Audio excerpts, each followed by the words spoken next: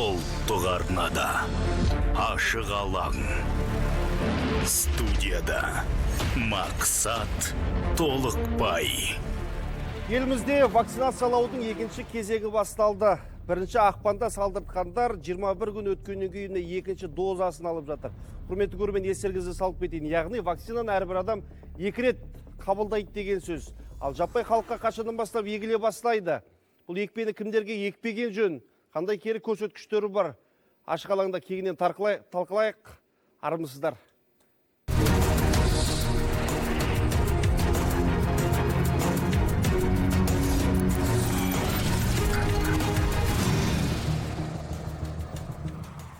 Төртінші спикеріміз қазір келе жатыр. Құрметті көрермен, біз тікелей эфирдеміз. Қандай да бір сұрақтарыңыз болса, төменде көрсетілген телефон нөміріне хабарласыңыздар. Не болмаса, WhatsApp әлеуметтік желісіне жазсаңыздар болады. Тақырыпқа ой қосайық, атсалысайық дегіміз келеді.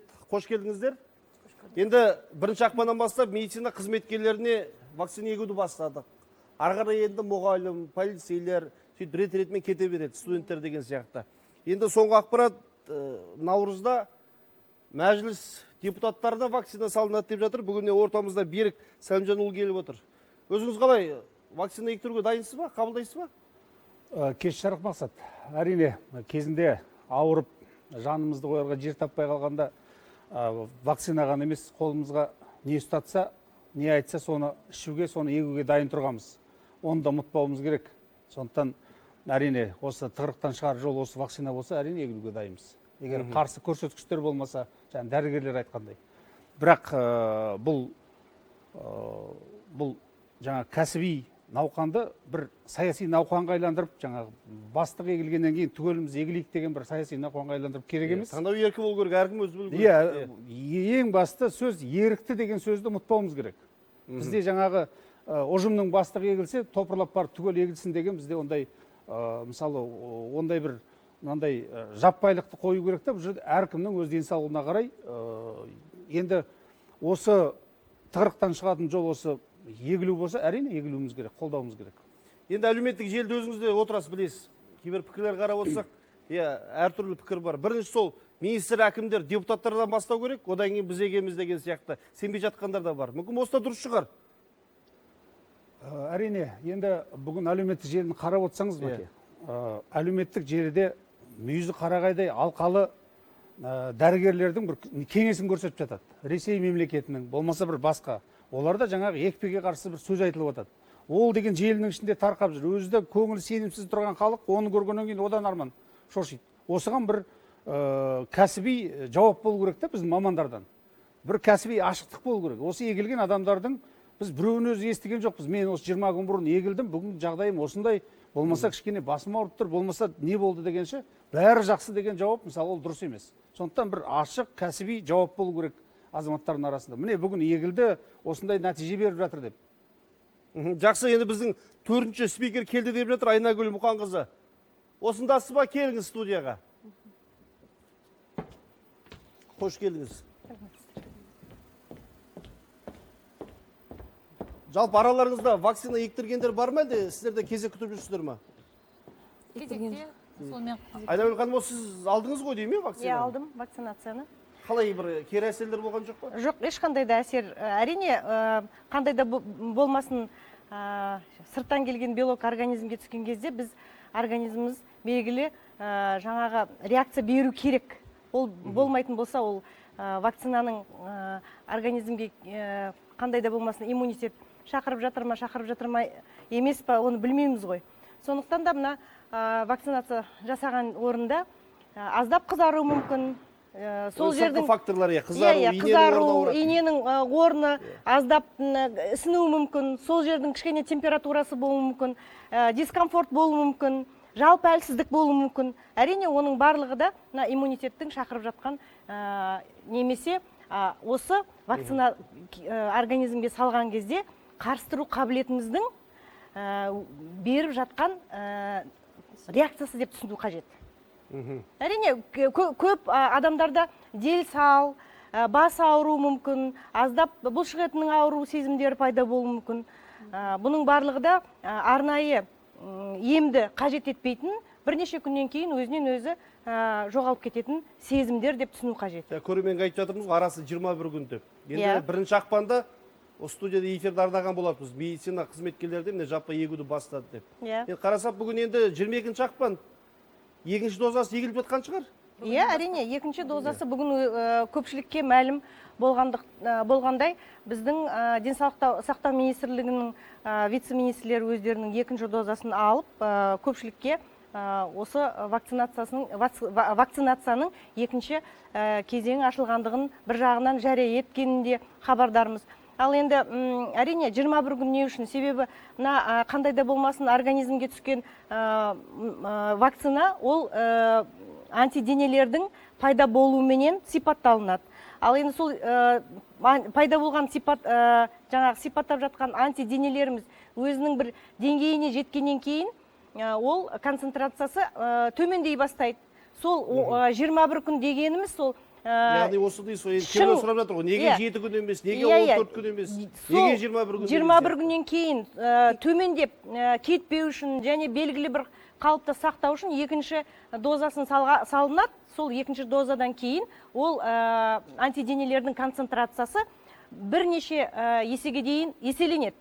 Соның арқасында көп уақытқа дейін мына антиденелердің концентрациясы жабайы вирус түсе қалған жағдайда дайын болып тұрады.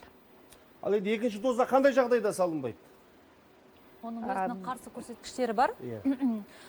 Мына бірінші дозасын өзін алған кезде қауіпті емес көрсеткіштері қайсы жатады сонда? Қарайды, ол кезген адам қызыл көтерілуі мүмкін, ол белгілі. Жоқ.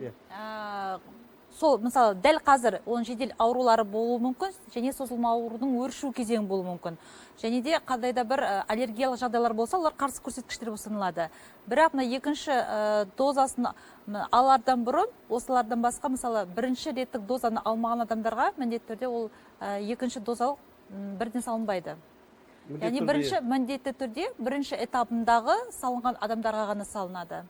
Және де сол бірінші этапта салынған адамдардың өзінде де қандай да бір басқа да жағдайлар туындалмаған кезде оны көтеру, ағзаның көтеру жақсарған кезде ол екінші дозасы салынады. Яғни бірінші салынатын, екінші салынатын препараттың арасында айырмашылық бар деген сөз ғой? Әрине бар. Құрамдас бөлігінде жаңағы осы вакцинаның негізгі белсенді құрамдас бөлігін организмнің керекті жеріне алып баруға осы аденовирус көмектесіп жатыр. Бұл вакцинаның негізінде. Біз енді Ресейден әкеліп жатқан енді спутник V ғой. Осы екі препаратты алдық та, сол Ресей сайтқа кіріп, құрамын салыстырып көрдік бір-бірімен. Экранға шығарып қойсаңыздар да болады. Енді көпшілігінде бір аса бір өзгеріс жоқ, бірақ енді басты өзгеріс қарасаңыздар, бірінші вакцинада 26 дейді, аденовирус серотипті дейді. Екіншісінде 5 серотип дейді. Енді қалың көпшілікке қарапайым тілмен түсіндіріп беріңіздерші, осы серотип дегеннің өзі не бұл? Бұл серотиптер 26-сы болсын, 5-ші серотип болсын, біз күнделікті өмірде мынау жіті респираторлық вирустық жұқпалардың көтерілу кезеңінде эпидемиологиялық маусым дейміз. Яғни мына сентябрь айы мен мына май айының соңына дейін осы эпидемиологиялық маусым деп есептейміз. Сол кездерде осы адамзаттың арасында өте жиі кездесетін, циркуляцияда болатын вирустардың, аденовирустың бірнеше типтер деп айтуға болады. Серотип деп біз енді мына лабораториялық деңгейде оның жаңағы былай айтқанда атасы кім, атасының атасы кім, бабасы кім, баласы кім деп қайда экранға шығарып қойсаңыздар, мына екі түрін беріп отырмыз, сол серотип дегені болмаса қалған бәрі бірдей. Дұрыс айтасыз, барлық құрамдас бөлігі бірдей, яғни апарып жеткізетін вектор, негізгі жеткізуші осы аденовирустың белгілі бір бөлшектері болып табылады. Яғни ол аденовирустың бұл бөлшектеріне біздің организмімізде бұрыннан келіп қалыптасып қалған иммунитетіміз бар. Сол үшін біз бұл вирустардың бөлшектері организмге түскенде ауру сезім болмайды. Сонымен қатар бұл аденовирустық жұқпамен ауырмаймыз. Бірақ бұл осы вирустың белгілі бір бөлшектері біздің осы негізгі вакцинаның құрамдас бөлігін иммунитетті шақыратын клеткаларға алып келеді. Енді мына әлемдік статистикаға да бір қарап алсақ болады. Дүние жүзі бойынша мына коронавирус жұқтырғандардың саны 110 миллионнан асыпты. Міне өкінішке қарай көз жұмғандардың саны 2.468.411 адам дейді. Енді бұл COVID-19 тіркелгеннен бастап бүкіл әлемнің ғалымдары тығырықтан шығудың жолын іздеп жатыр. Әзірге вакцинадан басқа жолы табылмады. Дегенмен мына вакцина қай елде қанша адамға егіліп жатыр, ол туралы ақпарат болса да бөлісіп қойыңыздар. Көп болған жоқ қой өзі. Бір айдың көлемінде елдің барлығы міне егіп сатып алып жатыр жан жақтан. Бұл біздегі жағдай. Менің сұрағым келгені, бұл не вакцина жөнінде қай елде қанша пайыз егілгені. Жарайды, бір адам вакцина ектірді, қалған қасында 20 адам. Ол жай жүргенмен ешқандай бір оң нәтиже бере қояды деп ойламаймын. Қандай да бір пайдасы тию үшін, оң нәтиже беру үшін кемде халықтың қанша пайыз егу керек? 40%-дан жоғары 40-70% аралығында болу керек. Жақсы көрсеткіштерді нәтижесін алу үшін. Ал енді біздің алда қойып отырған мақсатымыз биыл жылдың соңына дейін қанша 6 миллион адамға егу ма? Ол жарысында да жетпейді. Қазіргі таңда тек қана 2880 адам ғана егу алды ғой. Бұл қызметкерлердің ішінде. Енді бірінші наурыз айынан бастап мұғалімдер, яғни оқу саласындағы қызметкерлер, сонымен қатар әскери саласындағы қызметкерлер, бірінші сәуірден бастап студенттер және бірінші майдан бастап осы бастапқы топтағы барлығы алған соң бірінші майдан бастап халық ала бастайды. Ақырындап. Сіз айтқан көзілдірікпен осымен біте ма? Медицина қызметкерлерін егу жалғаса бере ма? Жоқ. Мысалы, бүгін, яғни 21-ші күннен кейінгі екінші этапын алып жатыр. Бірақ бірінші этап кезінде қандай да бір қарсы көрсеткіштердің есебінен ала алмаған медицина қызметкерлері, міне бүгінгі күнде сол топтар топтастырылып, сол бірінші этапты қазір қайтадан ала бастайды. Мәжбүрлеу жоқ қой? Жоқ, мәжбүрлеу жоқ. Мысалы, біздің салада неге 2080 адам, бұл жерде тек қана қарсы көрсеткіштер ғана емес, сонымен қатар кейбір қызметкерлер бас тартқан жағдайларды кездеседі. Оның ешқандай да мойындау керек, енді жалғандығы жоқ. Мысалы, біздің өзіміздің мекеменің ішінде де біраз қызметкерлер бас тартты. Арасында енді қанша дегенмен қорқыныш, үрей жағдайлары да туындап жатады. Енді бірінші кезекте жедел жәрдем, жансақтау бөлімінде істейтін қабылдау бөлімшесі бас тартқан жағдайда олар басқа жұмысқа ауысады, басқа қызмет, басқа түріне. Әлде дәл сол жерде жұмыс істей бере ала ма? Жедел жәрдем қауіпті аймақта жұмыс істей бере ала ма? Жұмыс істей алады. Ол ауыстырылмайды, ол тек мысалы бұл жерде егерде ауыстырылатын болса, бұнда мәжбүрлеумен теңдей болады. Ал біз қандай да бір кез келген, тек қана осы COVID-19-ға қарсы емес, кез келген біз вакцинаны алуға мәжбүрлей алмаймыз. Ол тек адамның өзінің ерігінен болу керек. Жақсы. Енді о баста бірнеше ақпарат шықты. Қазір енді ондай бір қатты сыни пікірді оқып жүрген жоқпын. Бәлкім сіздерге ондай өтініштерге түсіп жатқан жоқ па?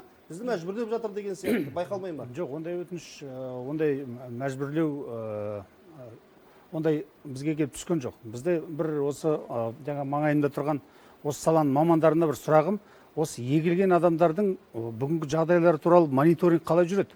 Осылардың жағдайы қалай екен? Осы егілген күннен бастап бір ортақ ақпарат бар ма? Иә, күнделікті мына вакцинациялаудан өткен әрбір адамды вакцинациядан кейін егу бөлмесінің қасында арнайы бөлме ұйымдастырылып, сол бөлмеге мысалы үшін 30 минут бақылау, 30 минут бақылау жұмыстары жасалынады. Одан кейін 3 күн, одан әрбір тізімге түскен адамды біз мысалы үшін мына электрондық жүйеге салып отырмыз қазір. Электрондық жүйе арқылы біз ол кісіні мысалы үшін қай уақытта болса да тауып ала аламыз. Мәселе тауып алған демес қой. Ол мысалы ең бірінші екпе осыдан қанша уақыттан бұрын басталды мысалы? Бірінші ақпаннан басталды жатыр. 19 сол кісілердің жағдайын біліп, ашық ақпарат беріп отырмыз. Мысалы Еуропаның өзінде жаңағы енді адамдардың, мысалы қарапайым адамдар қалай салыстырады? Мерседес шығарып отырған Германия мен ВАЗ шығарып отырған Россия деп салыстырады. Екеуінің ортасында технология.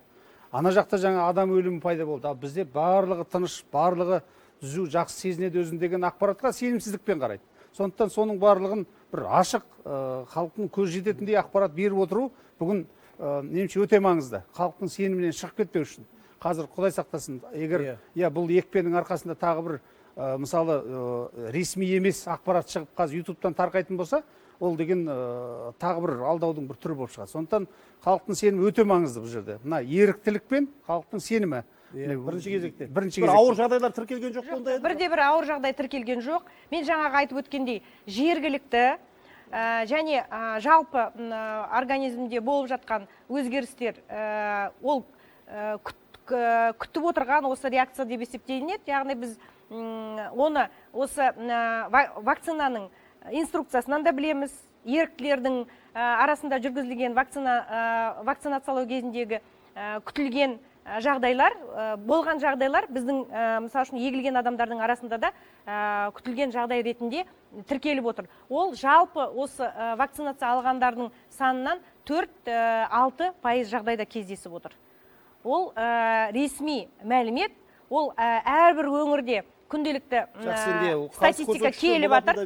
Иә, статистика келіп жатыр. Эфирге хабарласқан көрерменіміз бар екен. Жақсы. Қайырлы кеш, эфирдесіз, иә. Қайырлы кеш. Айта беріңіз, сұрағыңыз, жолдай беріңіз, естіп тұрмыз. Саламатсыз ба? Сәлеметсіздер. Саламатсыз. Қызылорда облысынан звондап тұрмын. 2019-да жүрегіме ота жасаған механический аппарат. Сол маған вакцина алуға бола ма? Түсінікті. Жүрегіме ота жасалған дейді. Аппарат қойылған болу керек. Маған вакцина алуға бола ма дейді. Ол әрбір азаматқа екпе егу керек емес. Оның барлығын аймақтық дәрігер қадағалайды. Сол аймақты дәрігердің кезекті жоспарлы түрде зерттеледі, қаралады әр азамат.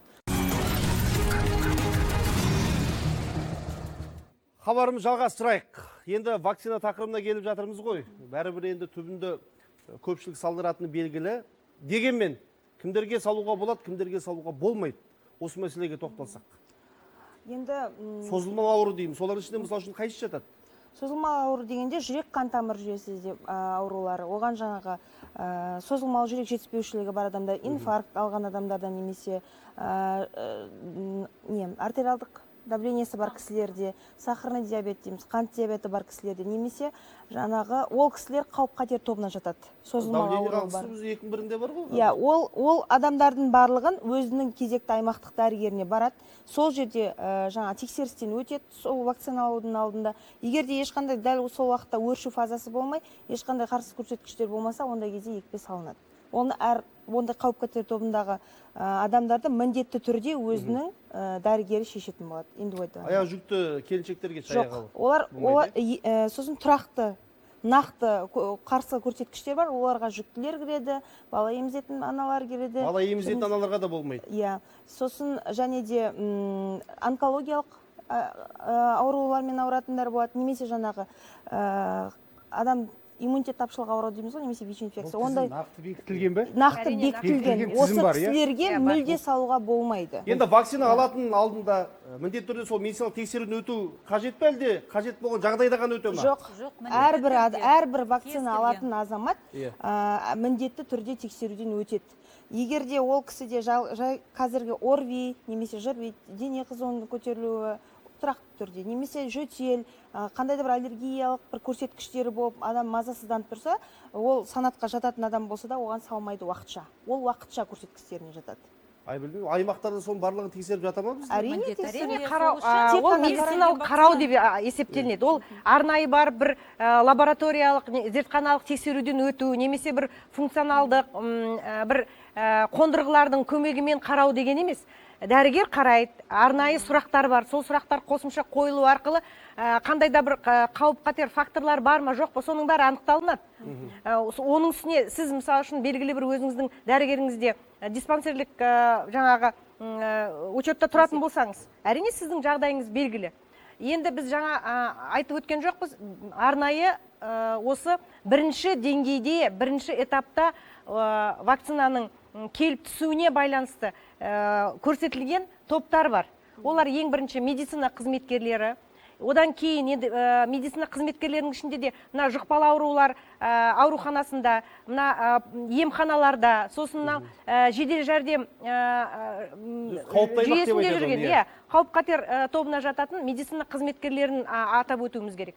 Содан басқа мына зертханада осы біздің ПЦР әдісіменен, ИФА әдісіменен бізді тексеріп жатқан зертханалық мамандар, оларда осы жаңағы вакцинациядан өтуі қажет. Сонымен қатар педагогтар, ертең мысалы үшін бүгінгі күні уже келесі кезектен педагогтар, мұғалімдер. Келесі кезекте. Бірақ олардың барлығы да осы санаттағы, алғашқы санаттағы мамандыққа жататын кісілердің барлығы да бір мезетте алынып жатыр олар. Одан кейін мынау қарулы күштеріміз бар, біздің мынау қоғамдық жаңағы тәртіп сақтау қызметкерлері бар. Сосын жаңағы тағысын тағы осы бірнеше топтарды біз ең алдыменен себебі вакцинациямен қамтамасыз етуіміз керек, себебі оларға қауіп қатер біз науқас екенімізді білмей, немесе вирус тасымалдаушы екенімізді білмей, біз ол кісілермен қарым-қатынаста болуымыз мүмкін. Дәрігерге барамыз, басқа жаңағы күнделікті өмірде әртүрлі қызметке жүгінеміз. Біз енді WhatsApp әлеуметтік желісінде тола сұрақтар келіп жатыр. Негізгілерге бір тоқталып өтсеңіздер. Кейбір сұрақтар қайталанып жатыр. Ассалаумағалейкум дейді, қайырлы кеш, Маңғыстау облысынан COVID-19 вакцинасын ерікті түрде қай жерден алуға болады дейді. Енді бұндай сұрақтар көп түсіп жатыр, қызығушылық бар елдің тарапынан. Қайдан алуға болады дейді. Әзірге кезек жеткен жоқ қой. Әрине, әзір алғашқы санаттағы негізгі жаңағы айтып өткен мамандыққа ие азаматтардан кейін вакцина, біз мына 20 мың дозадан басқа да вакцина күтіп отырмыз ғой қазір. Сол вакцина этапымен түседі. Сол негізгі мамандықтарды біз қамтамасыз етіп болғаннан кейін әр жергілікті емханаларда арнайы тізбектер алына бастайды. Сол тізбекке еленеді. Қайда барам дейді, өзінің тұрғылықты мекен жайы бойынша әрине, тек қана тұрғылықты мекен жайындағы емханаға бару арқылы вакцинация алуға болады. Жақсы, түсінікті. Енді сұрақтардың көпшілігі тағы бір мына мәселеге тіреледі. Ресейден әкелінген Спутник V вакцинасы жас ерекшелік көрсетілген 18 бен 65 жасқа дейінгілердің аралығы деп. Енді төтенше жағдай кезінде көрдік. Пневмонияға шалдығып жатқандарда, бұл өзі ковидке шалдыққандар көбісі егде адамдар жастағы. Бұнда 65 жастан асқандарға вакцинаның өзі де қауіпті деген сөз бе? Жоқ, ол топ аралығындағы адамдарға зерттеу соңына дейін жүргізілмеген. Бірақ ендігі кезекте 65 жастан жоғары адамдарға егу жалпай ұсынылады. Бірақ бұған дейін оның қарсы көрсеткіш ретінде ұсталынған себебі жаңағыдай сол топтың арасындағы зерттеу мәселелері жүргізілген жоқ еді. Осы жайында бас санитарлық дәрігер Ерлан Қиясовна бір мәлімдемесін экранға беріп қойыңыздаршы. Дұрыс. Міне, егде адамдарға вакцина салдыруға болмайды деген шектеулер алынып тасталды дейді. Яғни бұған дейін болды, яғни алынып тасталды. Бірақ аға буынға вакцинаны қолданар алдында оның ауру тарихы мұқият қадағалаған абзал, оған қоса вакцина салдырған уақытта ешқандай ауру сырқау болмау керек дейді. Жаңа біз айтқан әңгімелер осыған саяды. Толық тексеруден өту керек. Яғни енді жас шектеу жоқ, 65-тен асқандарда денсаулығы дұрыс болса салдыра бере алады. Қарсы көрсеткіштер болмайтын болса, бүгінгі күні 65 жастағы үлкен азаматтарға да салыну рұқсат етілді. Себебі сол жастағы азаматтардың арасында бұл вакцинаның қауіпсіз екендігі дәлелденіп отыр. Осы мына өнеркәсіп өзі ғылыми жұмыстарды қай топтарға жасалынады, сол топтарда қаншалықты зерттеулердің нәтижесі көрсетіледі, сол топтарға рұқсат беріледі. Әрине, мына волонтер дейміз, еріктілердің арасында жүктілік кезіндегі әйелдер болған жоқ, бала емізген әйелдер болған жоқ, жасы 18 жастағы еріктілер болған жоқ. Сол үшін арнайы мына жұмыстар, ғылыми жұмыстар жүргізілмей, ол вакцинаның қауіпсіздігі дәлелденбей, ол вакцинаны салуға этикалық түрде рұқсат етілмейді. 18 жасқа дейін балалар салдырмайды олар. Қазірге салынбайды. Бірақ енді өзімізге белгілі, мысалы үшін біз тұмау вакцинасын көп жылдары біз көп деген мемлекеттерде мына жүктілік кезінде салуға рұқсат берген жоқ. Себебі арнайы осы жүктілік кезінде жаңа өткізілген жұмыстар болған жоқ, ғылыми жұмыстар. Енді соңғы 7-8 жылдың ішінде біз осы біздің халқымыздың арасында да 75-85 мыңға жоқ болашақ аналарды егу арқылы біз сол жас аналардың арасында тұмау сырқаттанушылығын өте төмен деңгейге дейін алып келетін жағдайға келіп отырмыз. Сол сияқты мүмкін болашағында бұл вакцинаны да осы қауіп қатер тобына жататын басқа топтарда да жасауға мүмкіншілік алатын болармыз. Енді соңында тағы да қайталап өтейін. Тексерілген вакцина салдырған уақытта ешқандай ауру сырқау болмау керек дейді. Бірақ енді 65-тен асқандардың өзі біразында бар ғой. Жоқ, созылмалы ауру дегенде сол созылмалы аурудың өршу кезеңі болмау керек. Сол өршу кезеңі болмай жатса, онда салдыруға болады. Енді 65-тен жоғары, тіпті 65 емес, 40-тан жоғары көптеген азаматтардың өзінің созылмалы аурулары бар. Бірақ бұл созылмалы ауру бар адамдарға салуға болмайды деген түсінік емес. Өршу кезеңінде, сол созылмалы аурудың өршу кезеңінде болмайды.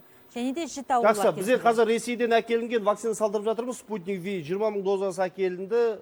Бұдан кейін енді алдағы уақытта Қарағанда ашылған арнайы заводта күні 150 мың дозасына дейін шығаруға қауқарлы деді. Одан кейінгі этапта енді біздің Қазковид. Ол да арнайы кезеңнен өткен соң қолданысқа енеді, иә? Дұрыс айтасыз. Бұның бір-біріне қандай айырмашылығы бар? Қазковид, Спутник V. Мына бұл жерде де ел өзі таңдай алады ғой. Иә, әрине. Отандық салдырам ба, Спутник V салдырам ба? Дұрыс айтасыз. Иә, енді вакцина қай кезде бізге қолданысқа келіп түседі, сол кезде біз әрине Қазковид вакцинасында халыққа ұсынатын боламыз. Әрине ол кезде де осындай жаппай түсіндіру жұмыстары тағы да кеңінен жүргізіледі. Бүгінгі айырмашылығы енді жаңағы Спутник V вакцинасын айттық, векторлық вакцина дедік. Ал енді өзіміздің отандық вакцинамыз инактивирленген вакцина есептелінеді. Ол да екі этапта жүргізілетін вакцина болады. Ол вакцинаның да тиімділігі өте жоғары болады деген ойдамыз. Әрине бір вакцинаны алған адам екінші дозасын сол вакцинамен жалғастырып, сол вакцинамен жаңағы бітіргені дұрыс. Себебі екі жаңағы өндіру тәртібі, өндіру принципі екі түрлі вакцина, бірақ дегенмен де екі түрлі вакцина болса да, бұл вирустың сыртқы ауру шақыруға ықпал жасайтын негізгі тұрақты S деген белогына негізделіп жасалынған болғандықтан, бұлардың иммунитет шақыратын, иммунитетті қалыптастыратын мүмкіншілігі, дәрежесі шамамен бірдей болады деп есептейміз. Оны айналып келгенде уақыт көрсетеді. Әрине уақыт көрсетеді. Енді көрермендермен бөлісер бір сәлде болса қуаныш жаңалығым бар. Қазір вирустың тарауына байланысты өңірлердің өзін үшке бөлетін болдық.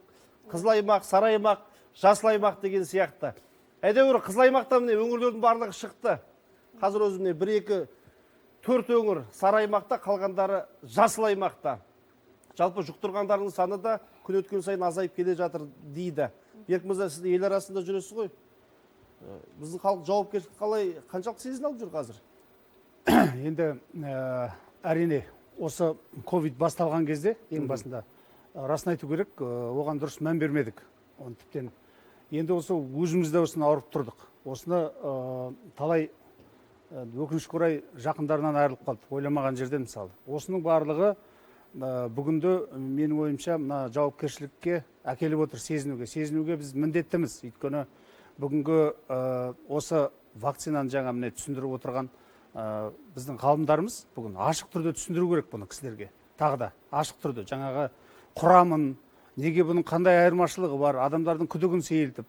Әрине бүгін байқасаңыз жауапкершілік мүлдем басқа.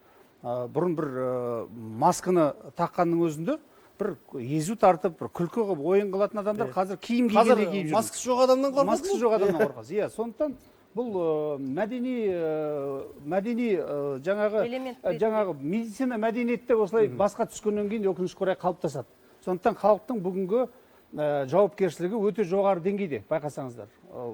Масканы киеді, балаларға дейін сақтады. Енді осының арқасы шығар, осы қызыл аймақтан шығып, мына еліміз қазір бүгін сауығып келетқан. Лайым солай болсын, сауығып кетсін барлығы. Бірақ дегенмен мына көпшілікке қазір жетпей тұрған адамдардың неге мен бұл вакцинаны егуім керек? Өйткені әртүрлі айтады, мына дін жолында жүрген азаматтар бар, болмайды дейді. Сондықтан осындай ғалымдардың мына кәсіби пікірлері өте маңызды. Мына беру керек, дұрыстап тұрып талдап түсіндіру керек. Осы неде тұратын вакцина? Яғни мына түсіндіру насихат жағы аз болып жатыр дейсіз ғой? Түсіндіру насихат жағы жай адамдардың тарапынан емес. Осы елімізге танымал дәрігер ғалымдар бар ғой, ел тыңдата алатын. Жаңағы басқа белгілі адамдар емес, осы дәрігерлер, атақты дәрігерлердің осы түсіндіріп беру керек. Қарапайым тілмен халықтың осындай вакцинаны қабылдаудың дұрыс екендігін. Болмаса нақты жаңа тізім бар екен, оны да жасырмай айту керек. Тек бүгінгі мынау әкімдердің бір науқанын айналып кетпеу керек та. Біздің аудан 65% егілді, болмаса біздің аудан 100% егілді деген науқаншылық жақсылыққа апармайды. Мына алдымызда тұрған тізім, мына қарсы көрсеткіші бар, осындай тізім болды. Бұған егуге болмайды, оны ойнауға болмайды. Өйткені бізде бір кішкене жаңа кейде науқаншылдыққа айналып жүретініміз рас енді. Шаш ал десе бас алып жіберетін жағдай бар. Біздің аудан 98% егілді депші. Оған айналдыруға болмайды. Ол адамдардың өмірі біздің осы уақытқа дейін жаңа ауырып жинаған жаман тәжірибеміз бізге үлкен сабақ болу керек. Біз өз кез келген мәселеге қатысты ресми органдардың екі министрліктің дерегі екі түрлі болып жатады көбінде. Осыған көп нәрсе байланысты. Жалпы енді Қазақстанның өзі жасыл аймақта тұр. Әлем елдерімен салыстыратын болсақ, осының себебіне тоқталайықшы. Вирус уақыт өткен сайын өзінен өзі әлсірей ме? Әлде мына ұжымдық иммунитет қалыптаса бастады ма бізде? Бұл ненің әсерінен? Енді салыстырып келген кезде біріншіден әрине болған жағдайға қарағанда қазір азаматтың әрқайсының жауапкершілігі жоғарылады, бірақ дегенмен жаппай емес. Мысал ретінде жақында отыз өткен жерден ақ байқауға болады, бірақ салыстырмалы түрде дегенмен де жоғарылады. Одан кейін екінші мәселе, біршама пайызы адамдардың ауырып өтті. Әрине бұл вирус жағдай болғандықтан қайталап ауыру мүмкін. Бірақ дәл қазір мутацияланған түрі бойынша тіркелген жағдайлар жоқ, бірақ сол алғашқы түрімен ауырғанның өзінде де ол жеңіл түрде өтеді. Яғни коронавируспен бір ауырып шыққан адам екінші рет жұқтырғанда бірінші қарағанда жеңіл түрде өте ма, сәл де болса? Ол енді әртүрлі адамның өзінің жеке сыртқы ортаға қарсы тұру қабілетіне де байланысты шығар. Әртүрлі қосымша факторларына да байланысты. Кейбір адамдардың мысалы үшін жасына байланысты, себебі әртүрлі жаңағы созылмалы басқа аурулары бар деп жатырмыз да. Осыған байланысты кейбіреулерінде жеңіл түрінде өтіп жатса, кейбіреулерінде өте ауыр түрінде өтіп жатыр. Себебі коронавирустың бірінші салып кеткен мына өте қатерлі, қауіпті ағзаға салып кеткен қатерлілігі екінші рет ол сол жаңағы өткен жолымен өтеді ғой. Сондықтан ол өте қауіпті болуы мүмкін. Сол үшін екінші рет ауырмауға әрине тырысуымыз керек. Антидене қанша уақыт сақталады? Антидене енді екінші рет ауырып отырған болғандықтан көп жағдайда 4 ай, 5 ай, 6 ай сақталуы мүмкін. Ал енді мына иммунитет вакцинадан кейінгі иммунитеттің сақталу деңгейі, оның ұзақтылығы әрине ауырып кеткеннен кейінгі антиденеге салыстырғанда ұзағырақ болады деген ғалымдар бүгінгі күні өте дәлелді түрде тұжырым айтып жатыр. Вакцинаның күші 1-2 жылға жете ме? Енді бүгінгі күні әртүрлі ойлар бар, олардың барлығы да уақыт келе дәлелдене түседі деген ойдамыз. Себебі вакцина бізге келіп түскеніне басқа мемлекеттерде жасалынып бастағанына да көп уақыт өткен жоқ қой әлі. Сол үшін барлығында біз уақыт келе көреміз. Бірақ дегенмен де бірінші ретте ауырып қалуға, сол ауырып өтсем жаңағы вакцинация жасаудың қажеттілігі жоқ екен деген түсініктен барлығымызда алшақ болуымыз қажет. Хабарымыз жалғастырайық. Енді айтып жатырмыз ғой, дүниежүзілік денсаулық сақтау ұйымының өзі әлем бойынша коронавирус жұқтырғандардың саны күннен күнге азайып келе жатыр дейді. Бізде бірнеше мемлекетті салыстырмалы түрде экранға берейікші қазір. Бірінші ақпандағы жағдай мен қазіргі жағдайды салыстырсақ болады. Едәуір көрсеткіш азайған. Ресей, Қытай, Ұлыбритания, Қазақстанды алып отырмыз. Бүгінгі күні бірінші ақпан мен қазіргі жағдай. Жалпы осыған байланысты енді әсіресе Берік мырза, кәсіпкерлер тарапынан көптеген өтініштер түсіп жатыр. Әрине. Жасыл аймақ енді карантин талаптарды алып тастауға болмайды ма деген сияқты. Әлі ерте ме? Әрине, болмаса жеңілдету керек шығар. Бұл тіптен кәсіпкерлік туралы мәселені біз көтергелі біраз уақыт болды. Мысалы, кез келген шектеуге біз бір ғылыми тұрғыдан, болмаса бір практикалық тұрғыдан қарауымыз керекті. Мысалы, магазин, дүкендердің шектеуі менен аптеканың шектеуі ол басқа. Мысалы бүгінгі балабақшалар мен мектептер байқап отырсаңыздар, міне барлығы балаларын бағып үйде отыр. Біздің азаматшаларымыз соңы неге әкеп жатқанын көріп отырсыздар. Бір үйде 5-6 баланы шыға алмай ешкім. Сондықтан балабақшаларды ақырындап ашу керек сияқты. Ондай ұсыныстар көптеп түсіп жатыр. Мына бизнестің тоқтағаны бұл біздің асыраушымыздың тоқтағаны. Бұның өзі бір тақырып негізі. Бұның өзі үлкен тақырып. Сондықтан бұны жаңағы тағы да айтамын ғой. Ана мынау әпенділікке салынбай, жаңағы әр нәрсенің өз мөлшеріменен, әр бизнес саласының өзінің көзқарасыменен бәрін бірдей бір крокпен күреуге болмайды барлығын. Мысалы, әр саланы ақырындап ашып, істетіп, өйткені ертең онсыз да өзі тәй-тәй басып келе жатқан бизнесіміз мүлдем жаңа тізеге отырайын деп отыр. Сондықтан талап әрине кәсіпкерлер жағынан өте күшейіп келе жатыр. Оның мысалы күнделікті дәлелі өздеріңіз көріп отырсыздар ғой. Мынау енді паркингтің ішіне дейін мысалы той жасап жатыр да. Бүгін әлеуметтік желіден шығып жатыр. Шығып отыр. Өздеріңіз күнде көріп отырсыздар. Әртүрлі қаншама біз шектеу қойғанымызбен ол өзінің бәрі сол той томалақ тоқтап қалған жоқ істеліп жатыр. Тек бағасы қымбаттап жатыр деген жаңа аймақтардан бізге осы хабарлар түсіп жатыр. Сондықтан ақырындап босату керек. Балабақшаны ашу керек. Балаларымыз бір жылдай мына үйде отырып оқып, үйде отырып оқудың деңгейін тағы да көрдік.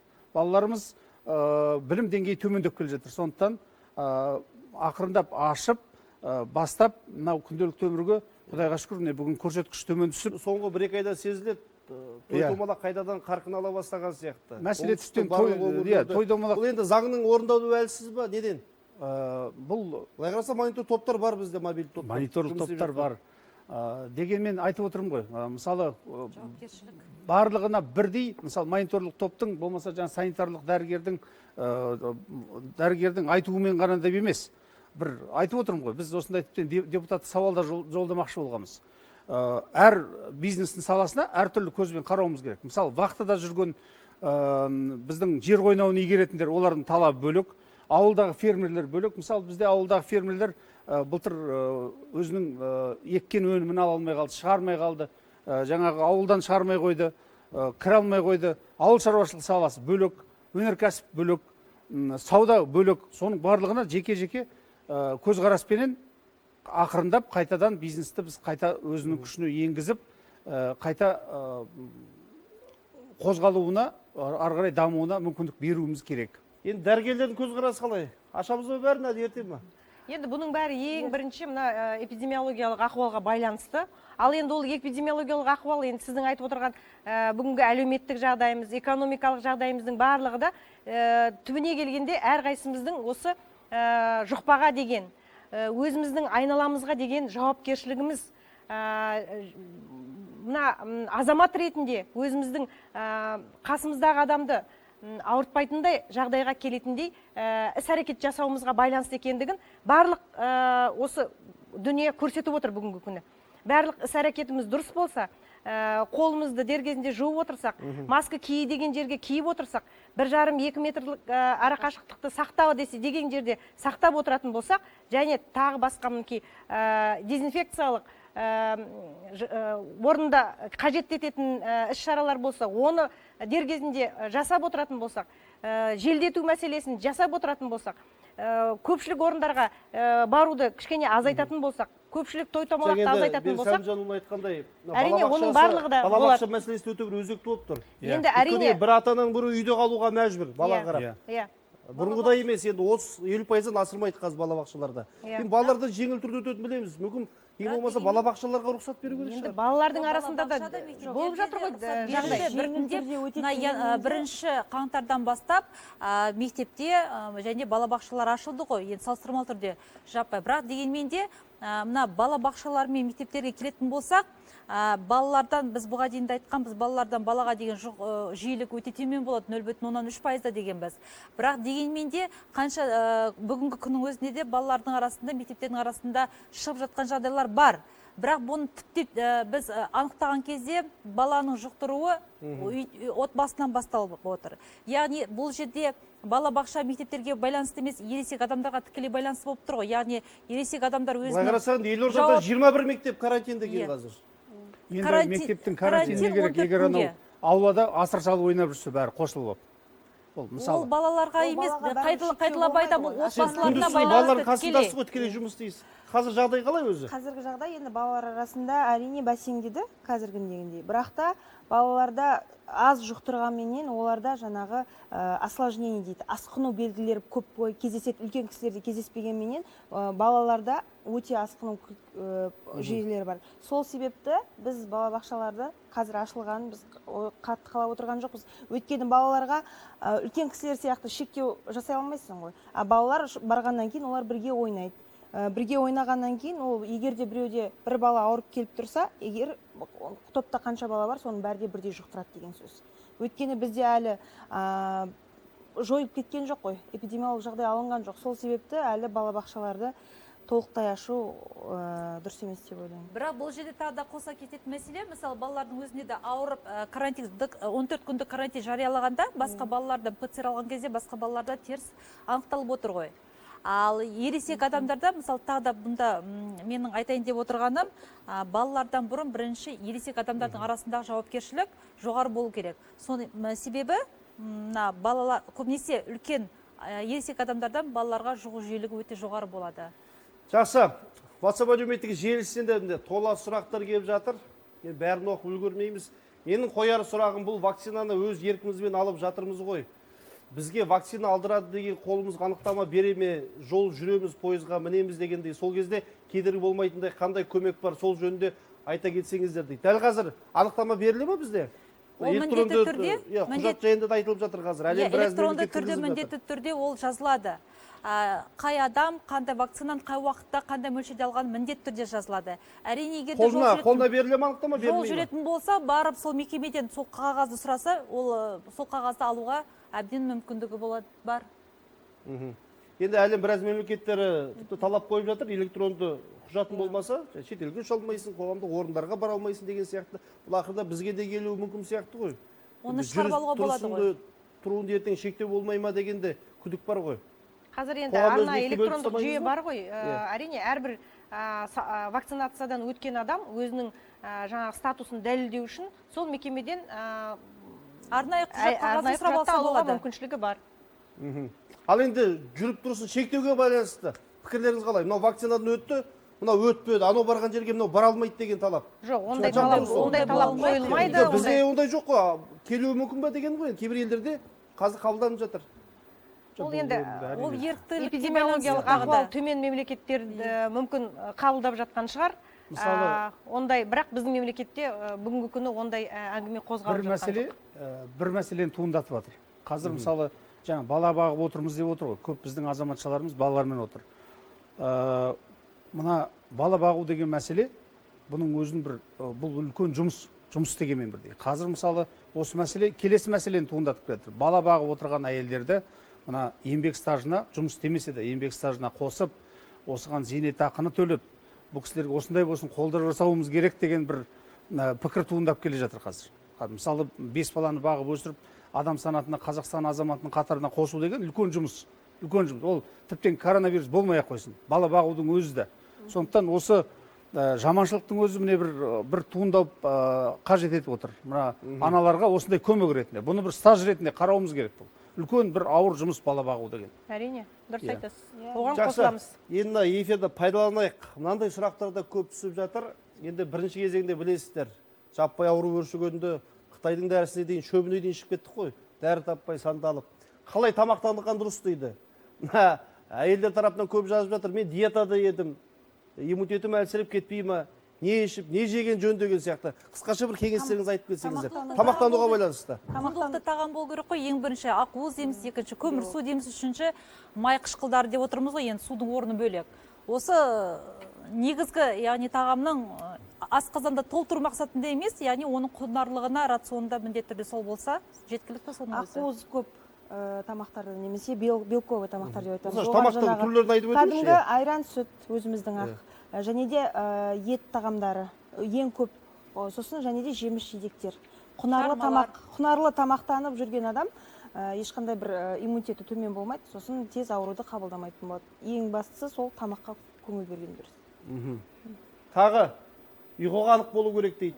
әрине. әрине ол Жаттығу. Айтыңыздар енді пайдалы тегін сізге. Режим, күнделікті тынығу, дер кезінде ұйқыдан ояну, мысалы үшін жатып шер болмау, ұрыспау иә, сосын нерв жүйесін жаңағы шаршатпау. Әрине оның барлығы да мына қосымша факторлар болып есептелінеді ғой енді. организм Тамақтану, демалу, сосын жаңағы қайта-қайта айтып өтетіндей гигиеналық талаптарды орындап отыру ол біздің негізгі күнделікті мына біздің ережемізге тамақ ішу мен су ішу, ауаны жұту сияқты ереже бәрімізге уже қалыптасатын уақыт болды.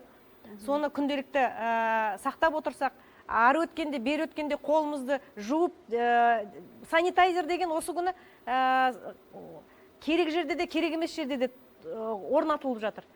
Соның барлығын пайдалана білу керек. Шетелдегі қазақстандықтарды вакцинациялау мәселесіне келейікші.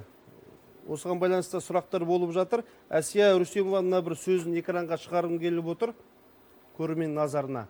Егер азаматтың коронавирусқа қарсы вакцина алғаны туралы құжат түріндегі анықтамасы болса, әрине ол қабылданады. Мұндай жағдайда оның ПЦР немесе Pfizer немесе басқа вакцина екені маңызды емес дейді. Енді шетелде жүріп алатын болса, бізге маңызды емес ол, қандай түрмен өтеді?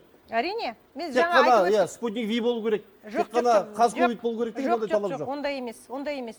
Мысалы үшін бүгінгі күні жер бетінде оқымыстылар 200-ден астам дүниежүзілік денсаулық сақтау ұйымына осындай вакциналардың, кандидат вакциналардың тізімі жаңа тіркеліп отыр да. Солардың қайсысы өте пайдалы, өте тиімді, маңызды деп есептелінсе, солар қолданысқа беріліп отырады шет-шетінен де. Ол енді әрине, ол әр мемлекет өзі шешеді. Қай вакцинаны қай кезде қандай топқа салады, мемлекетінде шығарады ма, оның барлығы әр мемлекеттің өзінің құқығында. Ал енді басқа мемлекеттен, мысалы үшін Pfizer немесе AstraZeneca вакцинасын салып келетін болса, біз оны бізден қайта салыңыз, қайта жасаңыз деген талап қоймаймыз. Шетелде жүрген, жұмыс бабымен жүрген отандастар назарына айтып жатқанымыз ғой. Иә, тіпті коронавирусқа қана тәуелді емес бұл жағдай. Мысалы, балалардағы арнайы міндетті екпелер болады. Кореяда, Түрк елдерінде өзінің салатын екпелер болады. Бізде де сол екпелер бала салдырып кетсе қабылдана береді. Мен шетелге баратын болсам, қыдырып жұмыс бабымен, мен қабылдаған екі вакцинаның бірі кез келген елде жарамды болды, иә? Әрине жарамды. Өйткені спутник V-дің өзі қазір қанша 18 елде. Иә, 20 шақты елде қазіргі күні қолданыста. Енді оларына электронды түрде құжат көре алмайды деген ғой елдер. Ол кезде анықтама барып ала аламын ғой. Бар, иә. Кез келген осы мемлекеттік болмасын, мемлекеттік емес болмасын, жаңағы мекемеде салдыртқан бұл вакцинаңыз болса, сіз оны құжатыңызды көрсете аласыз. Бірақ бүгінгі күні біз вакцинаны тек қана мемлекеттік мекемелерде жасап жатырмыз. Мүмкін уақыт ала келе мемлекет емес, мемлекеттерде емханаларда да салынуы мүмкін. Сәл де болса пайдалы ақпарат ала алды ғой деп ойлаймын. Уақытымыз тәмамдалып қапты. Бәріңізге алғысымызды айтамыз. Ауырмай, ел аман, жұрт тыныш болсын.